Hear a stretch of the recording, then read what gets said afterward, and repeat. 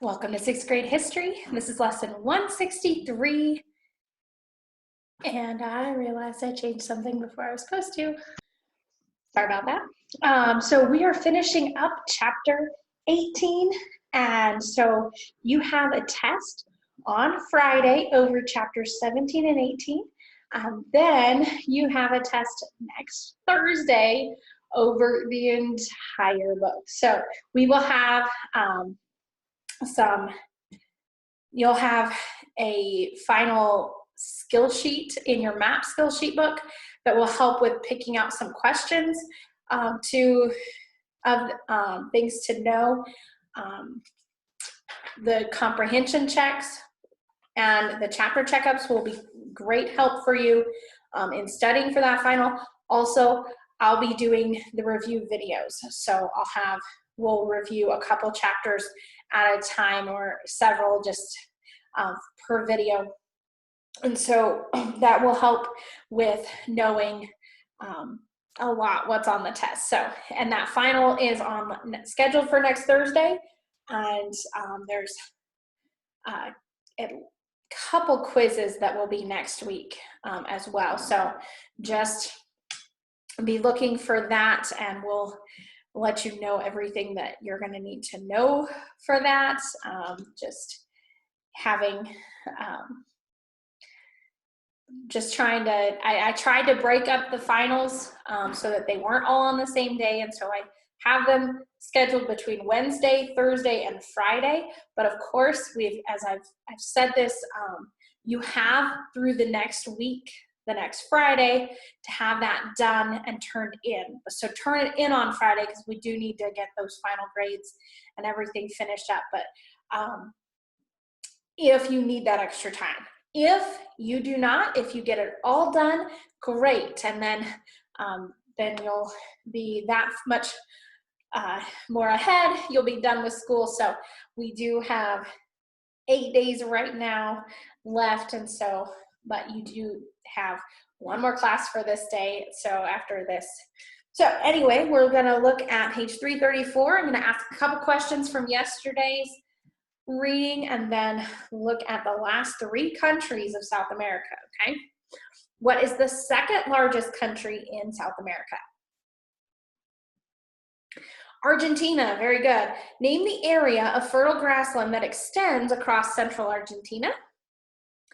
What is that? Fertile grassland. The Pampas. What is the biggest industry in Argentina? Tourism, right? What is the capital of Argentina? Buenos Aires. And name the Indian tribe that lived on Tierra del Fuego. That was the miracle of Tierra del Fuego, the Ana and the Yagan. Ona and Yagan. There's probably other ways to pronounce that. So we're going to look at Chile and then Paraguay and Uruguay. All right. So Chile means where the land ends. It comes from the word Chile, C-H-I-L-L-E-I. Sorry. It literally means where the land ends, because that's for Spanish, because this is the coastline is 2,500 miles, but it's very small in width. Of course, it would be larger if you were there, but it's not the widest country, of course. And so they are, it's only about, if you were to look on a wall map, it might be about a foot wide if it were a large map of it, but it would reach from floor to ceiling because of how long it is. And so it's very much a long country. And so there are minerals. They produce more copper than any other nation, and so they have lots of copper, but they also have petroleum, lead, silver, gold, nitrates, and iron ore.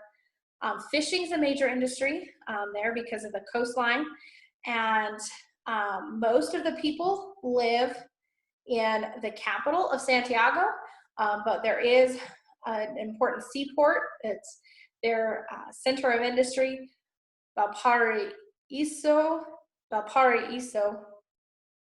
and then it's their largest city, Santiago. It is between the Andes Mountains and the Pacific Coastal Range, about 90 miles east of the Pacific Ocean. And so it's very, very large in that. And the people, as you'll read, are mostly Spanish. Some are French, German, or Italian, and many of those are mestizos. And so you'll see that. Paraguay went, it says, from prosperity to poverty. They were a very prosperous nation when Spain founded or developed them, and then they declared their independence from Spain. And so then they were doing fine, they were prospering, and then they declared war onto the two biggest countries in South America. So they weren't very smart in that. They declared war on Brazil and Argentina. And so they lost an incredible amount of people to that war and to that time. And so they surrendered, but they never have really recovered. So they've struggled. They're one of the poorest countries in South America. And some of the things that make them struggle the most is because of their situation. They're landlocked. So in order to ship out goods, they'd have to go through another country. There's Bolivia on the one side, and they're not willing to let them come through with their goods. And then there's Argentina on the other side, and they've pretty much destroyed their relationship with them. So they really don't have a way of rebuilding their economy at this point. And so that's kind of sad, but it is the only country. It's interesting to know this, the only country that has a different picture on the front and back of their flag. The front is the national coat of arms, and the back is the Treasury seal. And so that's interesting that they have that. Uruguay is an industrious country, so very different from Paraguay. It's one of the smallest countries, but very prosperous.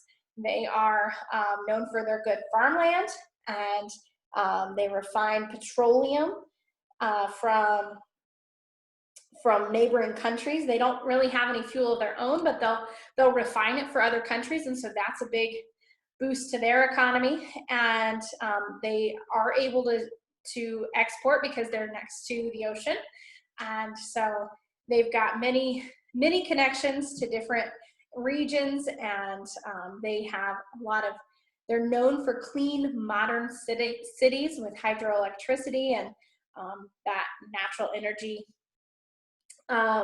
Montevideo is the capital and largest city. It's known as the City of Roses, as they've got lots of flowers in their squares and parks.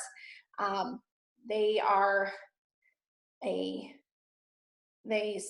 thrive in their seaport with their government, education, and trade, and they're very well educated.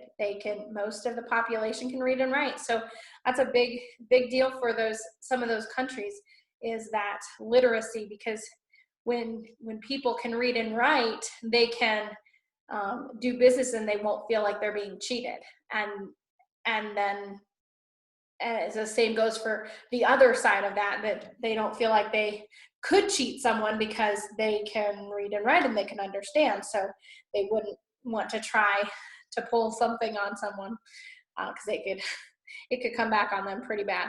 So, and it's not good to do that anyway, but that is one of the things that keeps a country from being taken advantage of, and people from being taken advantage of, is knowing how to read and write, which is why school is so important, guys. And I know you've heard that all your life, but really it is important to be able to communicate, to be able to know things about the world around you, because if you don't know what's going on and what countries are where, then you may find yourself not not being respected as a person. And so you don't want that for you, and I don't want that for you. So you're going to read these 2 pages, 334 and 335, answer the comprehension check on page 335, and then the homework for this lesson is to do CCU 18. So if you turn the page, you can probably mark these. C, numbers 1 through 3, which is all of them. D, numbers 4 through 7, which is not all of them, but the last 4. E, numbers 8 through 10, the last ones of that as well. And F, numbers 4 through 7, which are the last of that section. And do all of that, and then on paper, that can be on the same paper with your comprehension check from 335, and make sure you just mark those so that I can see them. You don't have to have a big space between them, because you can just have it one right after another, but you can just say, okay, this starts these questions and this starts these. And so however that works best for you, and we want to make sure that you guys are ready for the final test. But first, your test over 17 and 18. So tomorrow will be a review over chapter 17 and 18, and then you'll take that test Friday, and next week we'll get you reviewed up for the test on Thursday. So have a great day. You'll have health left today, and then you can be done hopefully for today. So we'll see you in the next lesson.